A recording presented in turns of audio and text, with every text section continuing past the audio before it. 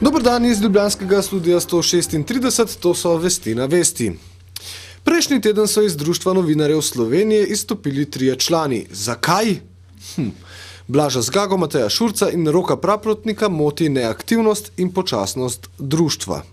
Že nekaj časa sem opažal, da moje društvo, ki ima vse potrebne resurse, skoraj da ni opazno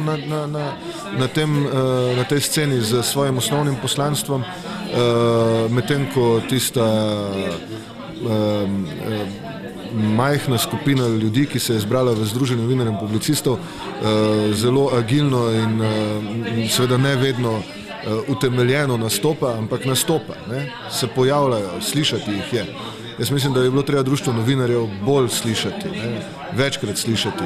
In zdaj v zadnjih tednih so se pač zgodile nekatere stvari, nekateri dogodki, v katere sem bil na eni strani sam vključen, ali pa sem jih opazoval kot član združenja, kot član društva. Videl sem, da društvo spet nečesar ne naredi.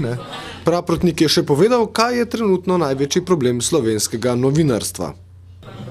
No, jaz mislim, da je ključni problem novinarstva v Sloveniji, pa tudi sicer drugot, postal ta, da dejansko moramo živeti z rok v usta v smislu prinašanja informacij. Na novinarje se večinoma v večini hiš novinarskih vrši pritisk, da morajo dnevno producirati velike količine nekih prispevkov, s čemer se zatekamo seveda nekih prispevkov, ki naj bi bili pa hkrati še, če se le da, ekskluzivni, nekaj novega, nekaj udarnega, karkoli. Zdaj pa ta kombinacija nujno vodi k banalizaciji, kar so ugotavljali letos na novinarskih dnevih v Ankaranu. Na drugi strani pa pač s tem odriva na obrobje glavno vlogo novinarstva, to je pa, da si kritično oko nad dogajanjem v družbi. Predsednik Komisije za preprečevanje korupcije Drago Kos se je odzval na kritike Branka Mariniča, da se izmika nadzoru Komisije Državnega zbora. Kot pravi, so obtožbe Mariniča privlečene za lase. Zanimivo je, da do sedaj nobena od Komisij Državnega zbora, ki nadzira naše delo, ni imela resne pripombe na delo, ki ga opravljamo, niti ne na vsebino in obliko poročil, ki pošiljamo Državnemu zboru. To seveda pomeni, da so obtožbe gospoda Mariniča privlečene za lase. Enostavno Komisija za preprečevanje korupcije ne more izpolnjevati določil poslovnika, za katere ocenjujemo, da so v nasprotju z ustavo in z veljavnimi zakoni. In to je edini problem, s katerim se v tej zgodbi srečujemo. Marinič pa Kosu očita tudi sumljivo politično pripadnost in prijateljevanje z ljubljanskim Zoranom županom Jankovićem, kar naj bi vplivalo na njegovo delo. Z gospodom Jankovićem ne prijateljujem, ga pa poznam tako, kot poznam še kopico drugih funkcionarjev Republike Slovenije. Recimo celo gospoda Mariniča dosti bolje poznam kot gospoda Jankovića. Tudi nisem član nobenega društva Čamac in sploh ne vem, kaj to je. Pa tudi, če bi bil. Pa tudi, če bi se z gospodom Jankovićem poznala bolje kot se, to ne bi vplivalo na moje delo.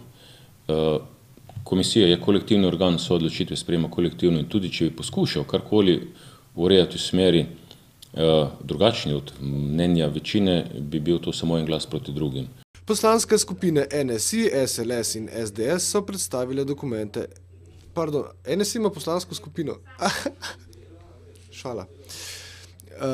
Se pravi, NSI, SLS in SDS so predstavili dokumente, ki jih je sprejel Kongres Evropske ljudske stranke v oklepaju EPP, ekonomsko-propagandni program. Največ pozornosti pa so namenili resoluciji glede totalitarnih komunističnih režimov, ki po besedah predsednika SDS Janeza Janše govori o razmerah v Sloveniji. Tisto, kar zaskrbljuje, ko beremo to resolucijo, je to, da pravzaprav vse točke te resolucije, tudi tiste, kjer Slovenija ni neposredno omenjena, je pa omenjena odlej, govori o razmerah pri nas.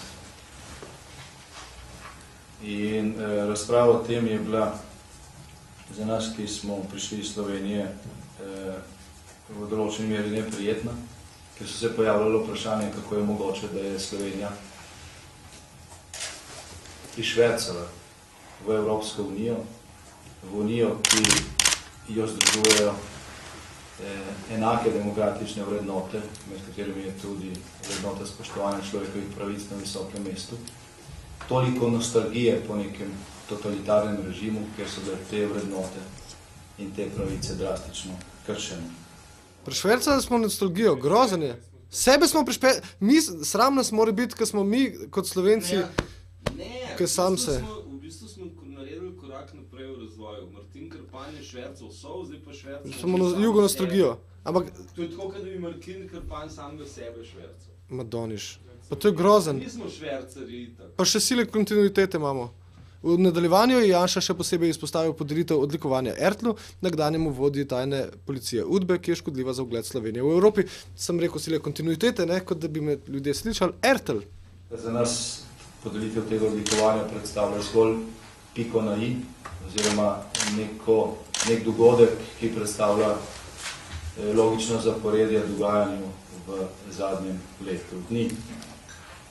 To dogajanje se je začelo z aroganco ob začetku mandata te koalicije, ki je koalicija najprej ponudila, potem pa zavrnila sodelovanje v partnerstvu za razvoj.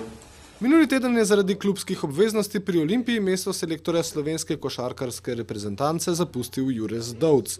Zavest je njegovo odločitev pokomentiral poznavalec slovenske košarke Peter Vilfan. Mislim, da je to bilo pričakovano, bolj ali manj. Mislim, da Jure Zdovc, jaz osebno sicer menim, in sem tudi rekel po tistem evropskem prvenstvu in komentarju tudi napisal, da menim, da bi moral na svetovnem prvenstvu to reprezentanco voditi Jure Zdovc z istim strokovnim štabom, da bi to bilo najboljše za našo reprezentanco. Ampak jaz ga po svoje razumem. Recimo njegova odsotnost iz kluba se nenazadnje pozna tudi v letošnjih igrah Uniona Olimpije. To definitivno moramo priznati. Verjetno bi bilo, ali pa zagotovo bi bilo drugače, če bi on bil od začetka podal s to ekipo. On je nenazadnje profesionalec pri Unionu Olimpiji, klub ga za to plačuje in jasno je, da pač si želi predvsem opravljati dobro to svojo nalogo. O družinskem zakoniku komentar dneva Vito Rožej. Čeprav se nam v prazničnih decembrskih dneh ob pogledu na izložbe trgovin sicer zdi, da so ti posvečeni potrošništvu, bi morali biti zadnji dnevi leta zares tisti, v katerih se posvetimo svojim najbližjim, najdražjim, družini. Toplino družinske idile letos še dodatno pogrevajo razprave o predlogu novega družinskega zakonika. Področje zakonske zveze in družinskih razmerij trenutno še ureja več kot 30 let stara zakonodaja, ki je bila ob svojem sprejetju moderna, sodobna in je zato tudi preživela 30-letja bolj ali manj nespremenjena. V svojem času je napredno izenačila pravice tistih, ki živijo v izvenzakonskih skupnostih, s pravicami zakoncev, pravice nezakonskih otrok s zakonskimi. Dala je pravice materam in očetom samohranilcem, beseda pankrt pa je postala samo še sinonim za člana ljubljanskega punk benda. V zadnjih 2 letih je tako večina otrok v Sloveniji rojena neporočenim staršem. V zadnjem letu Slovenija spet beleži naravni prirastek. Smo zaradi pomankanja vrednot, ki naj bi se kazalo v najnižjem številu sklenjenih porok v Evropski uniji, torej na pragu izumrtja, na začetku konca slovenskega naroda? Nikakor ne. Čeprav nasprotniki novemu družinskemu zakoniku očitajo prav to. Le zakaj? Ker v ospredje postavlja dobrobit otroka, ker pojem roditeljska pravica nadomešča s pojmom starševska skrb, ker olajšuje pogoje za sklenitev zakonske zveze, ker jasno določa, kdaj in kako se v družino sme vmešati država, ker jasno razmejuje svetovalne pristojnosti centrov za socialno delo od odločitev specializiranih družinskih sodišč, morda zato, ker jasno postavlja etična merila glede nedopustnosti telesnega in duševnega kaznovanja in trpinčenja otrok. Predvsem zato, ker pod pojmom družina razume različne oblike družin, ker se zaveda, da družino tvorita vsaj otrok in starejša oseba, ki zanj skrbi, ker pravico do sklenitve zakonske zveze priznava katerimakoli 2 osebama, ne glede na njun spol oziroma spolno usmerjenost, v skladu seveda z našo ustavo, ki prepoveduje diskriminacijo na podlagi osebnih okoliščin. Slovenija, Slovenija, Slovenija, kulturac.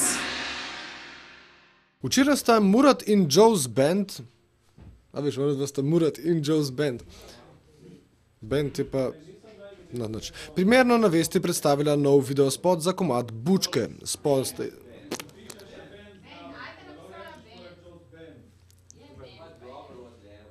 Dobro, ajde, Murat in Joe's Band, ajde, da vse se. Spot je pozno jeseni na različnih lokacijah po Ljubljani, nastaja pod taktirko Janeza Stecina, za postprodukcijo pa so poskrbeli fantje iz Nufrema Jebova.